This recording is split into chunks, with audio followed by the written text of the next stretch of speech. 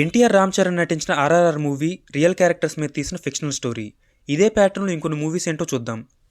ఈ మూవీలో 300 స్పార్టన్స్ లక్షల మంది పర్షియన్స్తో యుద్ధం చేస్తారు. ఈ యుద్ధం నిజంగానే జరిగింది. దీన్ని బ్యాటిల్ ఆఫ్ థర్మోపలే అంటారు. నిజంగా అయితే ఆ యుద్ధంలో 300 స్పార్టన్స్కి సపోర్ట్గా 7000 గ్రీక్ వారియర్స్ కూడా పోరాడారు. కానీ సినిమాటిక్ ఎక్స్పీరియన్స్ కోసం 300 వారియర్స్ మాత్రమే చూపించారు. ఇంకా పర్షియన్ కింగ్ క్యారెక్టర్ డిజైన్, ఆ భారీ యానిమల్స్, మ్యాజికల్ క్రీచర్స్ యాడ్ చేశారు. ఈ మూవీలో టైటానిక్ షిప్ డిజైన్ నుండి number of passengers, ship captain, owner, లాస్ట్లో మ్యూజిక్ ప్లే చేసే బ్యాండ్, షిప్ మునిగిపోయే ప్రాసెస్ వరకు అన్నీ చాలా యాక్యురేట్గా రీక్రియేట్ చేశారు. ఈ ట్రాజిక్ ఈవెంట్కి ప్యారల్గా యాడ్ చేసిన love story, Jack rose characters మాత్రమే ఫిక్షనల్.